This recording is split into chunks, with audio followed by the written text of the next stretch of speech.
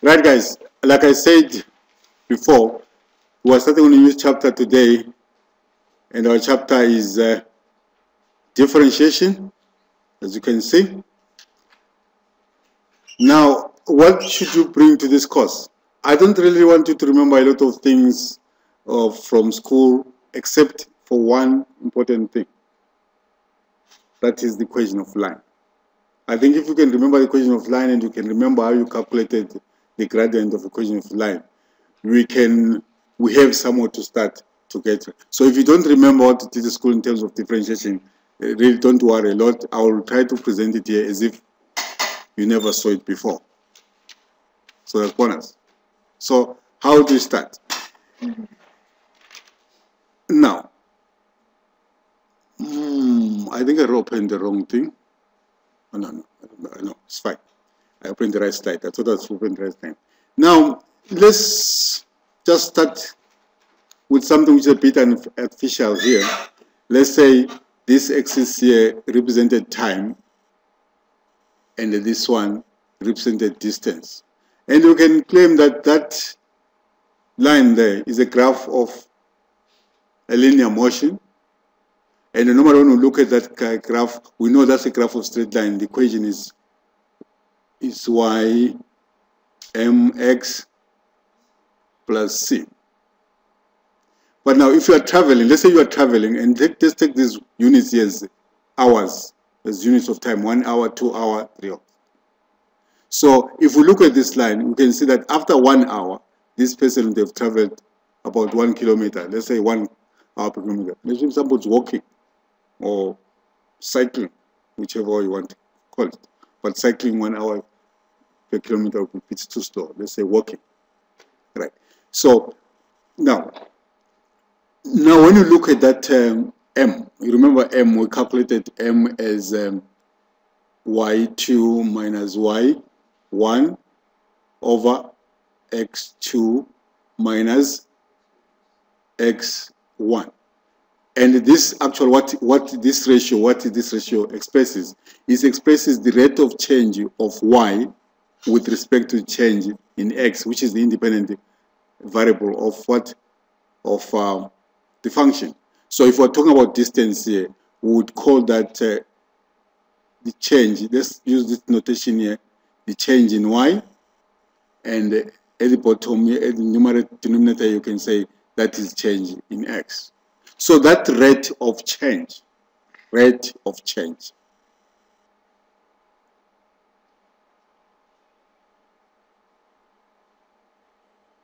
can say that rate of change basically is the one, the analysis of that rate of change is the one which actually gives birth to the whole chapter of what we call differentiation.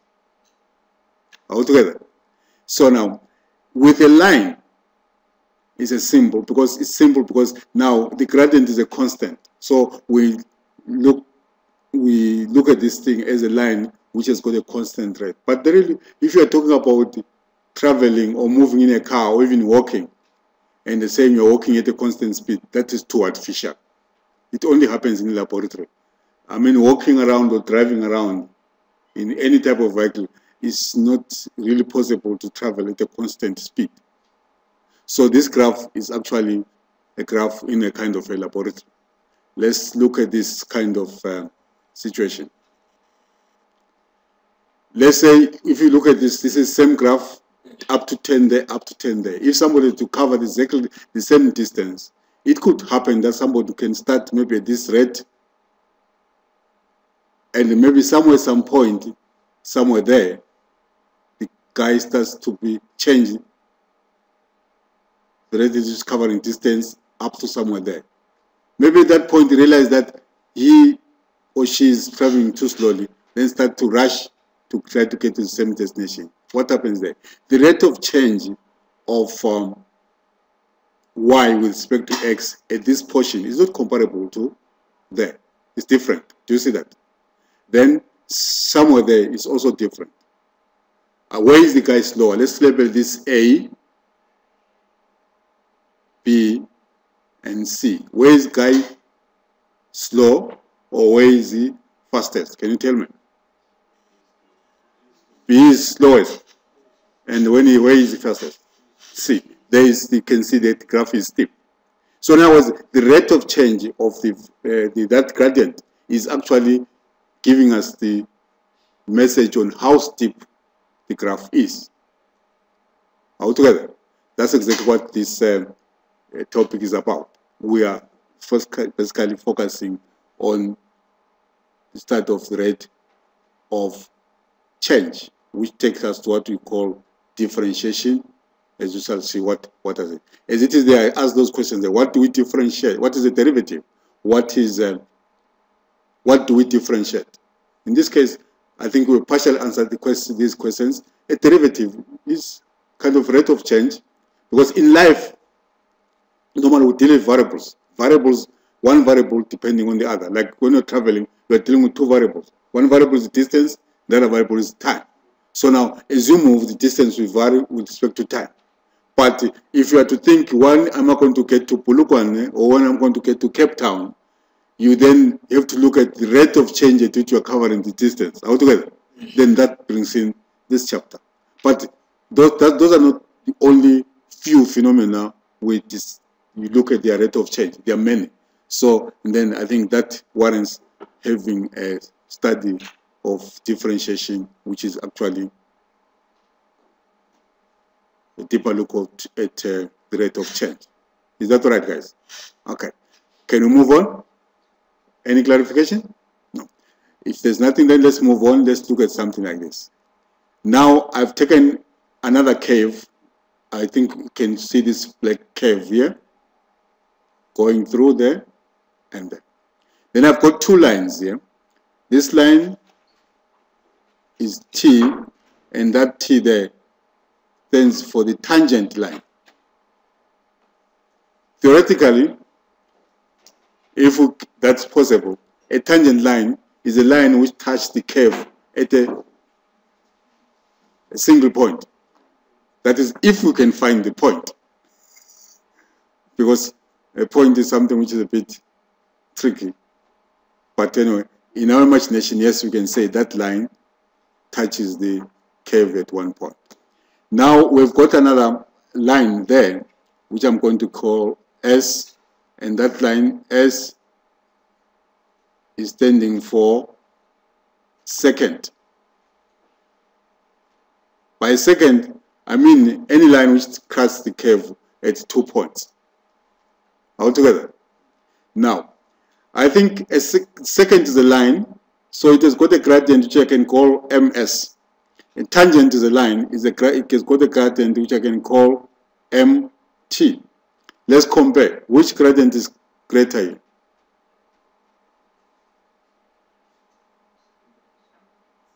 Can you talk to me?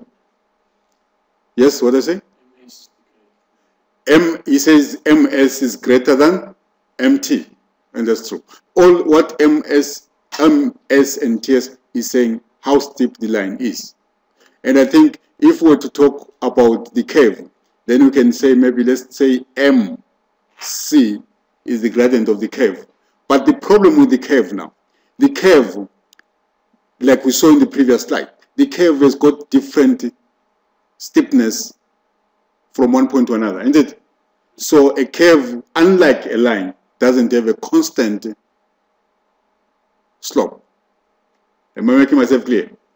So, but on the average, the gradient of the curve between these 2 points, let's call this point P, and let's call this one Q. I mean the point where the curve is cutting there and the point there.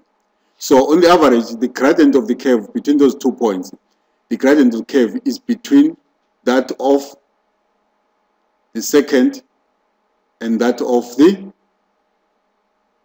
what? Of the tangent. Do you agree?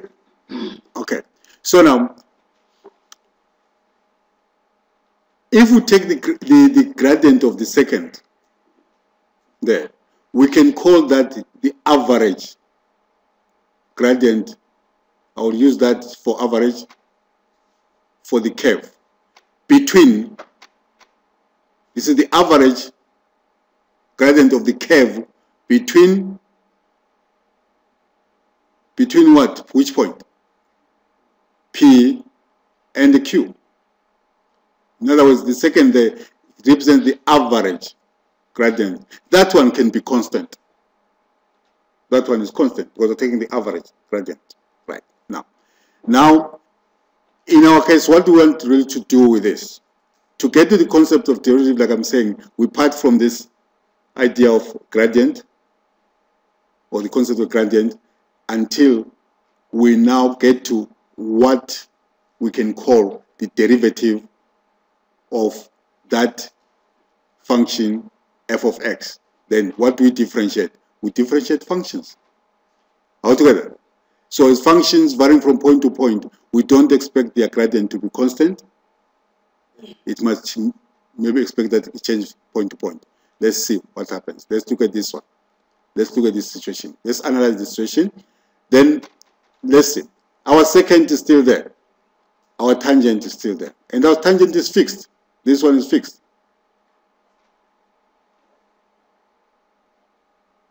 That is fixed. Now, let's try to change this point of intersection of secant and change it to that.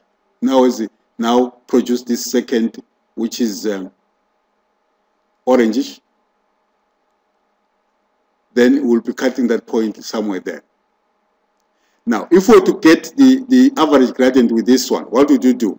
We would take the coordinates of this point. In this case, we can see the coordinates is 5, 6. We would say, let's take that Q. Q is 5, 6. But also I can say Q is 5, comma, f of 5. Do you understand that? I'm saying Q is 5, comma, f of 5. Do you understand that? Okay. So then, in the other point is P. P is 2, 1. So it's 2 for x, 1 for y. But we're not talking about y. Y is what we call f of x, if you want the curve there. So now this is 2, comma, f of x. In this case, our x is equals to 2. All together. So now if we were to get the gradient of secant there, we would then say f of 5 minus f of 2 over 5 minus 2. But 5 minus 2 is what we can call the change in x. Altogether. And then f of 5 minus f of 2 is what we can call the change in y. Altogether. Okay. So now, if we now come, now where is change in x in this case? In change in x, maybe let me get another color here. Change in x for this situation is this. Sorry, I think I've gone too far. Eh? Change in x would be that distance. That is what we can call the change in x. Now, if we get this new secant, the line is going to cut there, then we've got to drop, have a perpendicular drop there. Then you can see now that if we're talking about change in x at that point, now change in x is going to be that. Is it decreased or increased? Decreased. Now, if we continue that kind of process, you can come now to this second, sorry, let me get a black color there.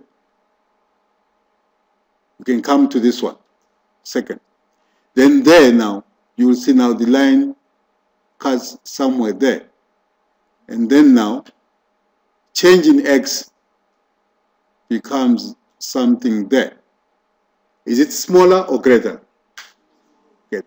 Now, as we're doing that, reducing this change in x, make it approach 0, how it becomes smaller and smaller. What is happening to the secant? The secant line let me just say second line, is also approaching something. What is it? What is approaching? Come again? No, where is infinity? The line was here. It came here. It came here. What is the line pointing here? I don't see infinity. Sorry? It's approaching t. In this case, t is approaching what? The tangent line, isn't it? So now, which means this kind of discussion, it takes us what we discussed before, the process of what? Limit. Now, if we now look at limit of this change in the values of the function over the values of change of the values of the independent variable, what happens there? Delta x going to 0. This, what is delta x is approaching 0. This point here is sliding towards this point here is called 2 altogether. So this limit, if it exists, this is what we're going to call instantaneous. I want to write here instantaneous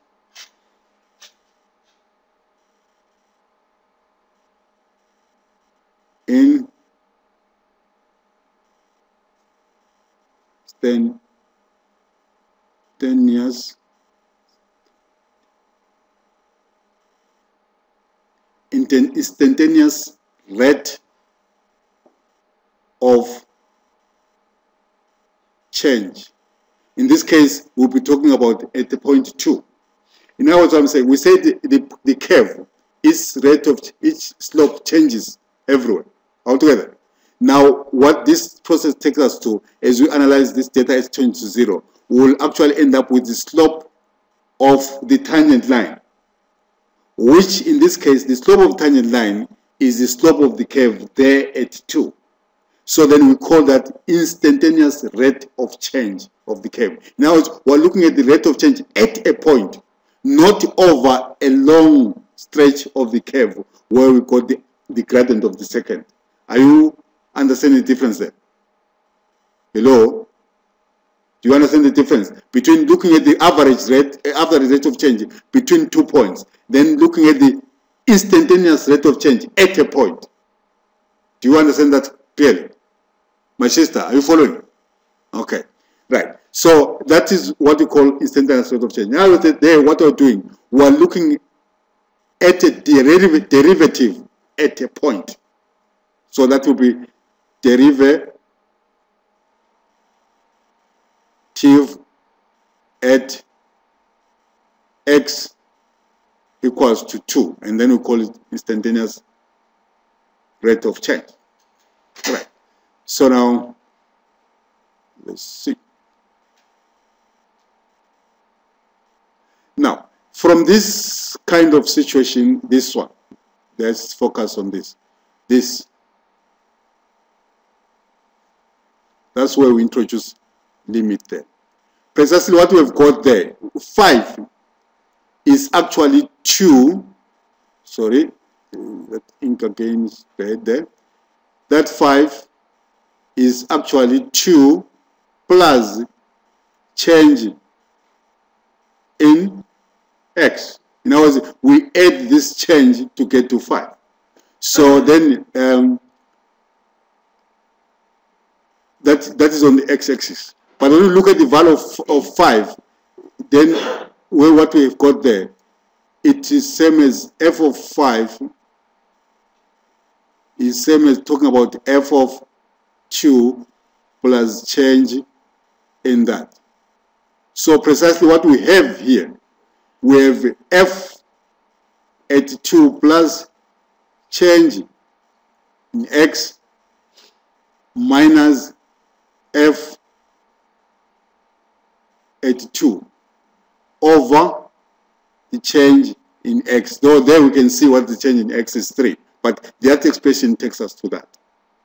Now this expression is what more or less we calculate the limit of to get the instantaneous rate of change. Now this takes us to this point. Derivative at a given point x0. If you look carefully at what we were doing before, this is exactly what we were doing. This is 2 plus rate change in x minus f at 2 over that.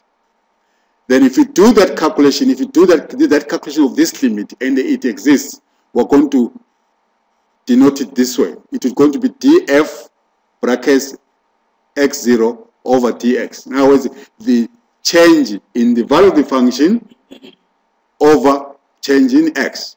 And then we call that f prime. And that is what we're going to call derivative at x0. And that is the instantaneous derivative. So this is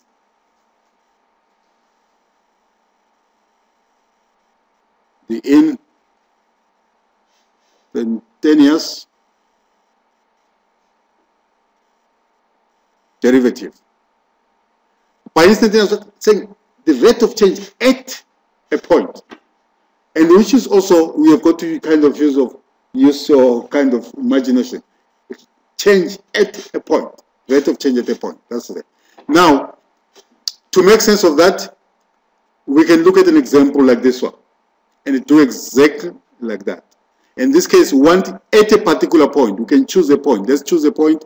Everybody, I think you can see that. Let me get rid of this thing, this one, so that I can get a sketch here. Let's have a rough system of coordinates there. X, Y. This is a parabola, symmetric around Y, cast the y-axis at 1. So it's something more or less like this.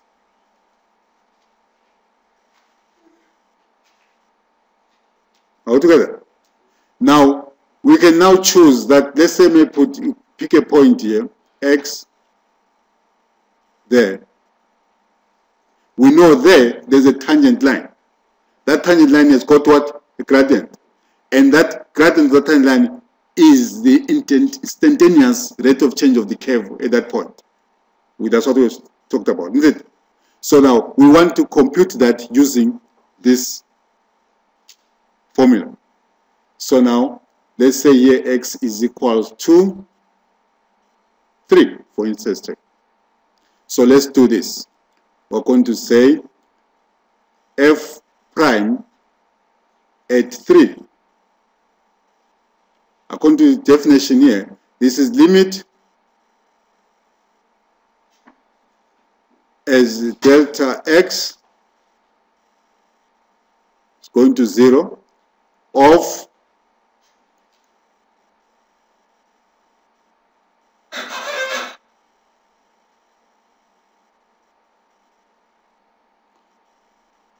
let's say over delta x there. Let's deal with the numerator. I will evaluate the function as given there.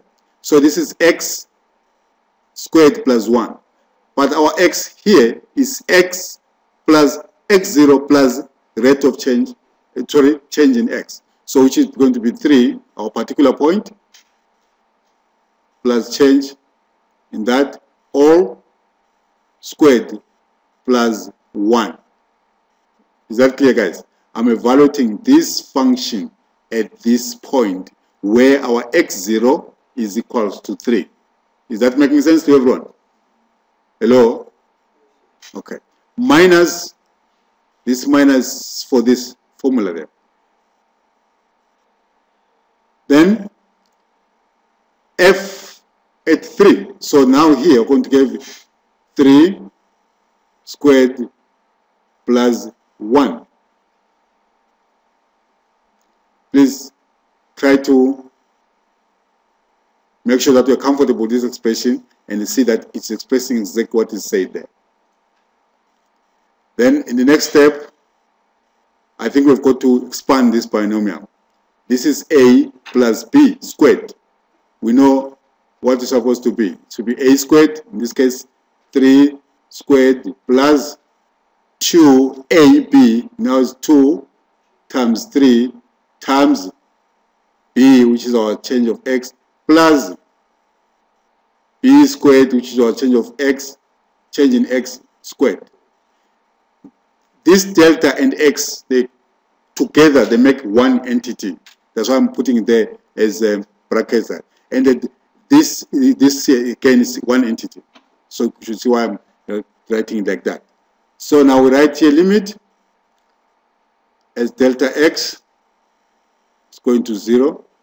Now we add 1 there. So in the numerator, we're going to have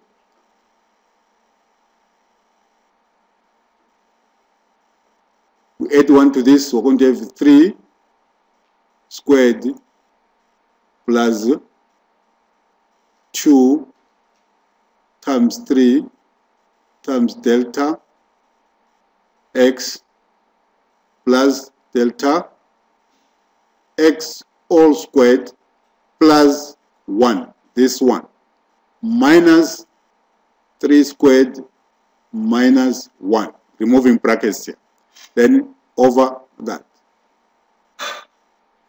Simplifying guys, I think you can see that this term is negative here and is positive here. Together they make 0.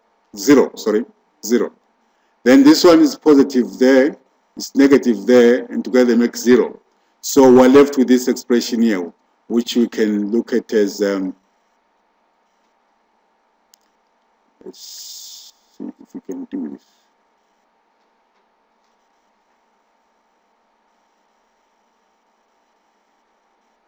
Now we calculate limit delta x going to 0. They've got 6 delta x plus delta x all squared divided by delta x. How is that, guys? Okay. Now you can see now if we try to use that idea of plugging in the value where the variable is tending to, we are going to get something undefined like 0 over 0. But we talked about this, that whenever we can get this thing, something undefined like this, we've got to try to bypass it by, what was the strategy?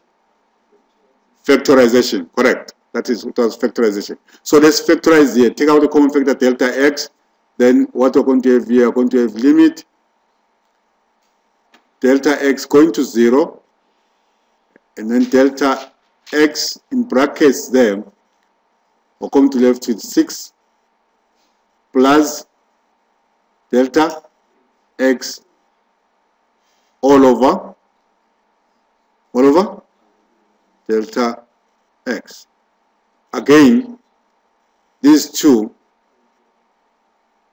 is a number divided by itself. They will give us 1.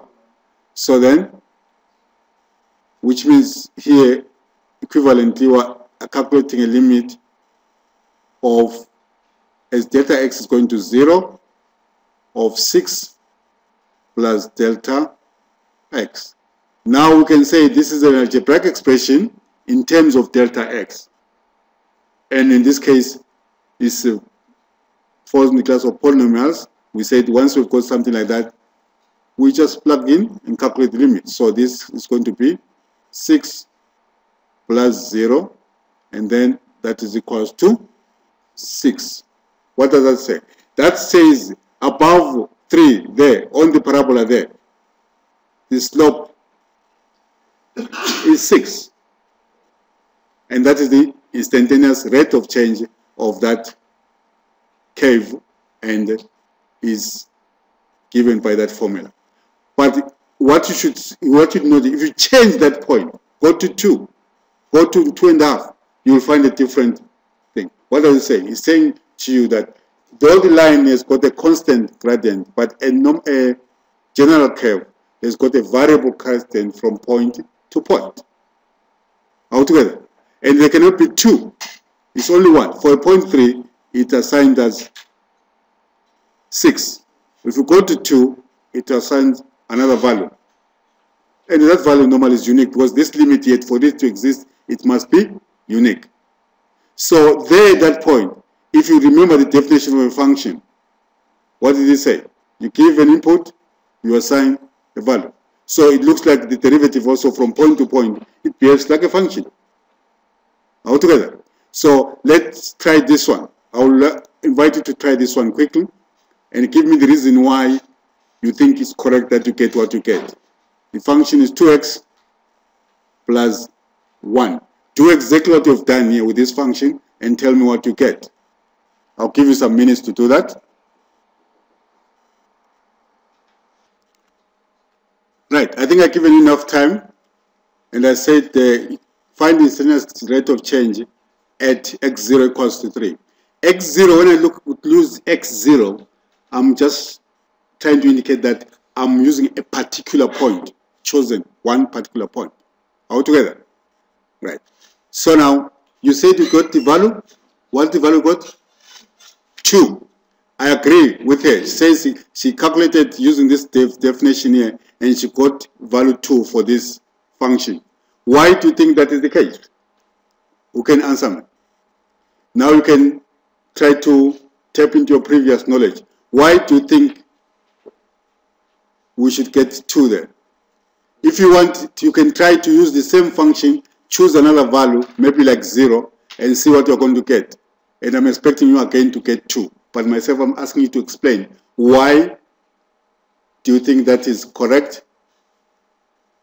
And what do you know which justifies that, yes, that number should be 2? Who can answer the question? Try.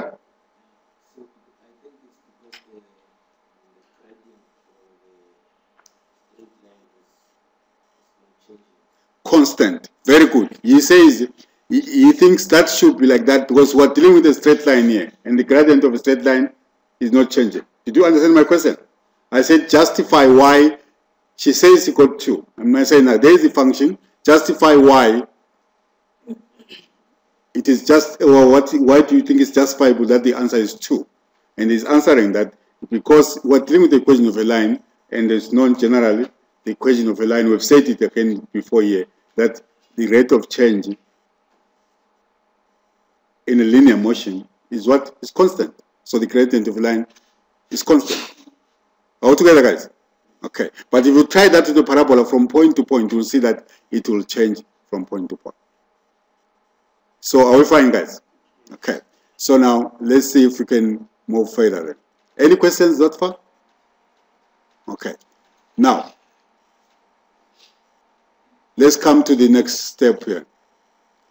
Now we're talking about the derivative at a generic point x. Now when I'm talking about derivative at a generic point x, now I'm not picking on a particular point. I'm just looking at how, considering any arbitrary point along the graph of the function. Now, if you look at what we've got here, it's exactly the same kind of structure we had for a particular point. But the only thing, the difference here, we're not picking on a particular point 2 or 3. So now let's start with this one. Let's start with this one. Let's say we've got x and we've got x plus change in x. Then we want a rate of change. So now this x is not a fixed point at a particular point. You understand that thing very clearly. So now, if we calculate this limit and it exists, that's very important, that the limit must exist. You calculate this kind of limit. Normally people call this expression. In mathematics, this expression is normally called incremental quotient, because this is giving us an increase in the values of function, and this is an increase in the values of the independent variable. Isn't it? So we call that an incremental quotient. So now if you calculate that limit of the incremental quotient and it exists, then we'll say that is the derivative. So let's start. So solution to this example, this one, the first one. We can keep in mind what type of function it is. That is very important.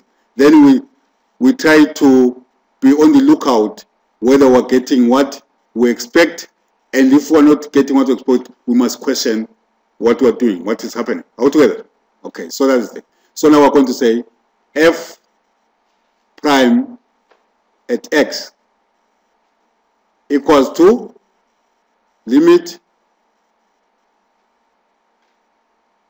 as delta x is going to 0.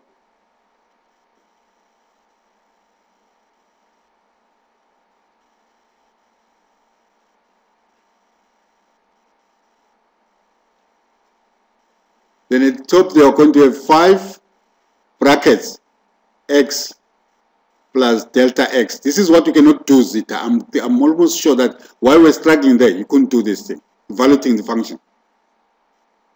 So I'm evaluating the function there, that point. So that is going to replace x in the expression of the function. Minus 4. I'm finished with that part of the incremental quotient. Minus brackets.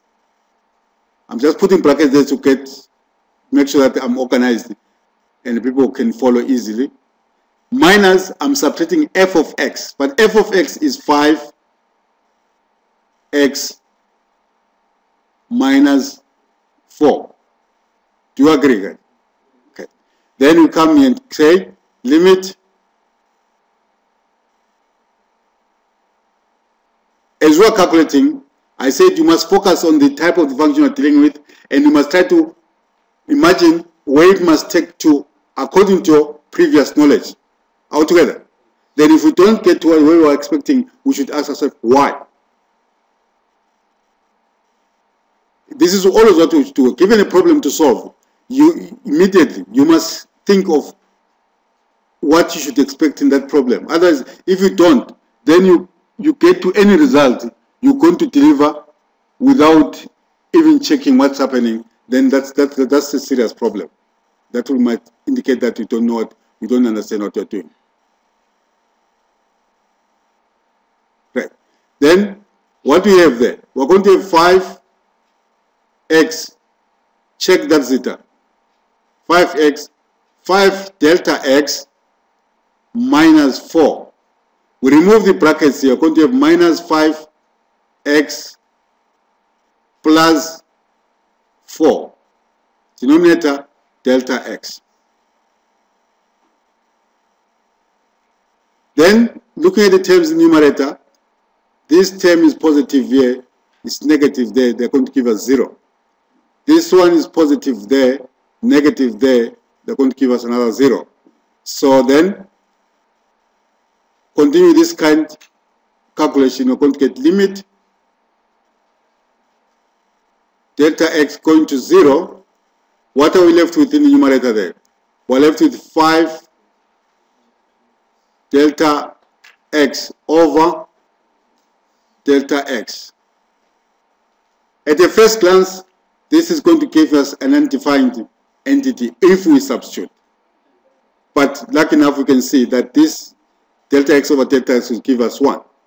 So we're calculating limit of 5 as delta x going to, but 5 is a constant. Whether delta x tends to infinity or delta x goes to 0 or goes to 5, 5 will be 5. So the limit here is going to be equals to 5. Is that 5 justifiable from what we know previously? I'm asking, is that 5 justifiable from what we know previously? Can you explain? If because it's a straight line, and the straight line is given by m, which is the mx, is 5. That is expected. So now, knock it into your heads. Knock it very deep. Gradient of a straight line is a constant. The derivative of a straight linear function is a constant altogether. So I think you can see what is a derivative. A derivative is rate of change. For a straight line, it's the gradient altogether. Okay. So now, because it's a straight line, that's what we get. Now let's look at the next function there, which is not a straight line. Are you ready? Okay, so maybe let's do this. Let's get rid of this part.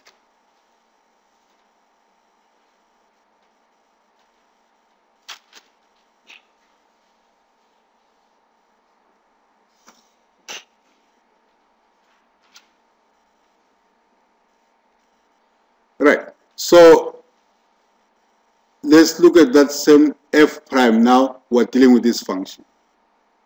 And this function is not a straight line.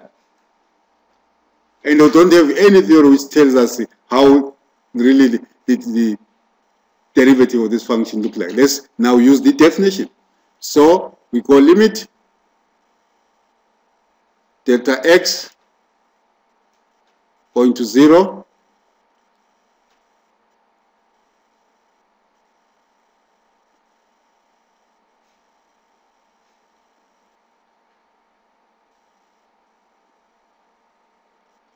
let's put our denominator, it's easy, there.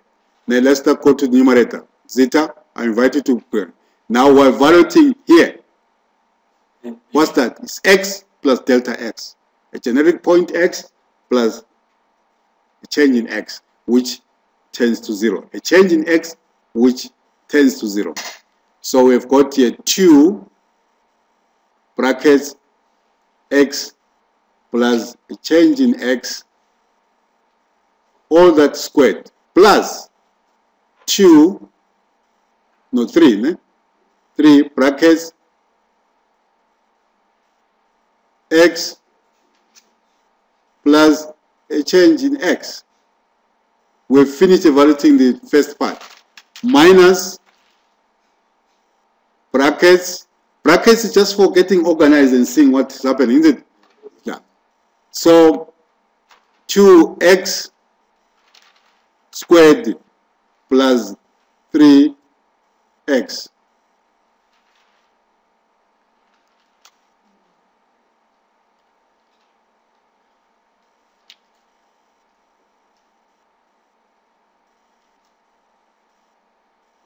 Are we fine that far? Are we fine? Okay. Now we've got to remove these brackets. Now, I think let's worry about this a plus b squared. We remember, we can just remind ourselves this is going to be x squared for our a plus 2a, which is x, multiplied by delta x plus delta x all squared. Listen to me carefully. This x and that x, they have nothing to do with each other. Altogether, you cannot simplify them to anything. This is not x actually, this is delta x. So delta x times delta x is delta x times delta x. No simpler form. Is that clear?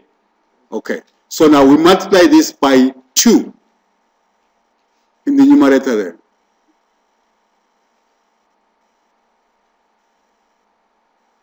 We multiply that by 2, we're going to get 2x squared plus 4x delta x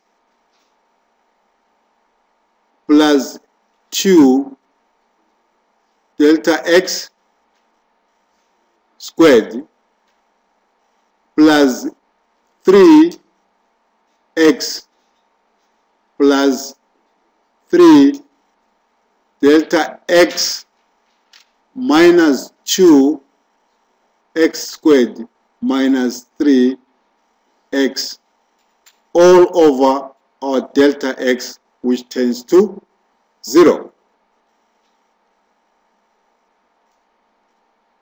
Are we all there, guys? Okay.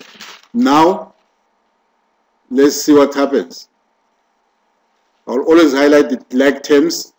That and that are like terms, opposite signs, they make 0. Is that clear?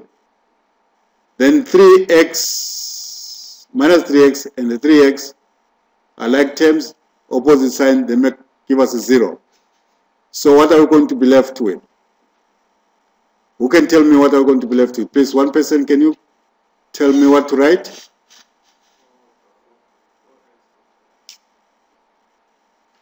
Come again, what did you say? 4x delta x. We've got 4x delta x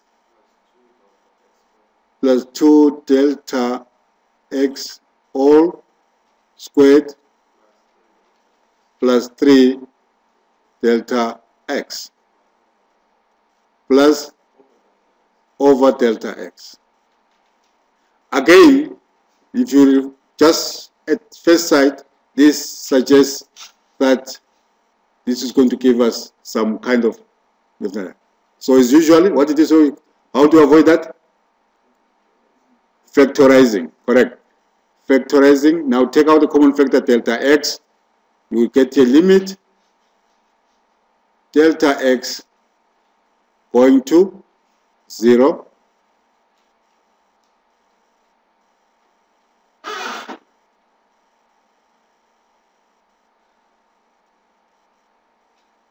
Delta x brackets for x plus 2 delta x plus 3 all over delta x. Now, as you can see there, we've got a common factor numerator and the denominator. So these two, they give us 1. So which means we are equivalently calculating the limit as delta x going to 0 of 4x plus 2 delta x plus 3. Please understand this as an expression in terms of a variable delta x. So the limit is evaluated with respect to delta x. So it's not giving us any undefined entity anyway, so we can just plug in the limit. So what are we going to get here? We're going to get 4x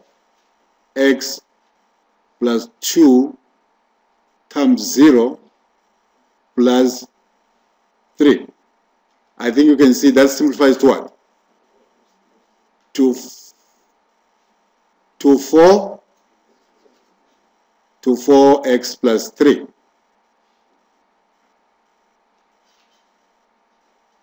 Then, what can we now do? We can now say with a function y, which was equal to what? 2x squared plus 3x. We input it into this process, this system. What does this system do? This system is actually computing derivative, doing differentiation. We input it here, and what we output here is this one, which we're going to call f prime, or we can just say y prime equals to 4x plus 3. So actually the whole process of doing this limit is actually a kind of a process which transforms one function into another function. As you can see, this is a function and this is another function. But what is the purpose of this function as compared to that one? If I value this function, let's say I value this function now, f prime, at 0, it will give me 4 times 0 plus 3. Then I'll get here 3. What does it say? It says the gradient of this curve at this point 0 is 3. Altogether. So summarizing, when we consider a generic point, calculating a derivative, we actually differentiate a function and get another function. Then what you need to do now is just to understand the meaning, how the two functions are related. Altogether, this one is going to give us the curve, can plot it whichever way we plot it. The other function is going to give us the slopes at each and every point of our choice. And it's also a function by right, altogether. So differentiate a function, you get a function. I hope you understand, but if you don't understand, this is the time I want to pause here and say, questions? Any questions? Any clarifications? What does that mean? Does it mean you understand everything or you don't understand the thing? You understand? That would be very good if you understand. But if you are cheating yourself and you're not willing to come up and say, no, I don't understand, then that's the problem. So, just summarizing, this is where we get. We've got a generic point, we've got a function given. We're not really worried about the expression of the function. This is how we compute the derivative if that limit exists. And this is how we can denote that derivative, df of x dx, and or f prime. These are different notations. They've got names, but I'm not really worried about whose notation this one, whose notation that one. But different people gave different notation to these things, but we didn't use them anyway. Now, if we've initially given f as y is equal to f of x, we can write that derivative as dy dx. But remember, y is a dependent variable.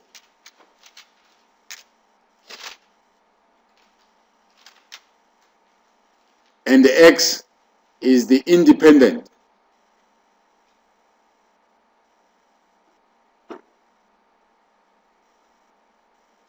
Then we must be able to, whenever we see something like this, we must be able to read this thing back to ourselves very, very correctly. What we're dealing with here, we are looking at the derivative of the function y with respect to x.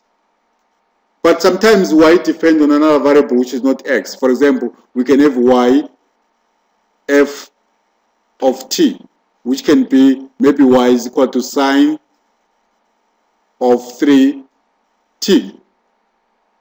Now when I'm going to denote the derivative, who's going to tell me what I'm to write? Yes, my brother at the back there. What should I write here in this kind of notation? Why should I write? I want to express the derivative of this function. I'm asking, what should I write here? You don't know? Yes? You can write dy dt. This function, we have to differentiate it with respect to its independent variable. That is very important to know what is happening there and to be able to know, to write it correctly and know the meaning, what it means. Derivative of y with respect to x. Derivative of y with respect to x, derivative of y with respect to t. So whenever, the functions can be given in different variables, but when you read that notation as a standard notation for each and every variable, you must be able to see that this is a function of t, this is a function of x, this is a function of u, this is a function of v. Is that right? Now, for today, I think that is enough for an introduction of what is a derivative. And going further, we're going to use this expression to derive derivative of standard functions like exponential, trigonometric, and so on. Until at the end of the day, we must sit with a kind of a table or a kind of a dictionary which says derivative of sine is this, derivative of cos is that, derivative of x to the power 5 is something which looks like this. Are we together? Okay, for today, can say thank you for listening. Let's meet in the next discussion.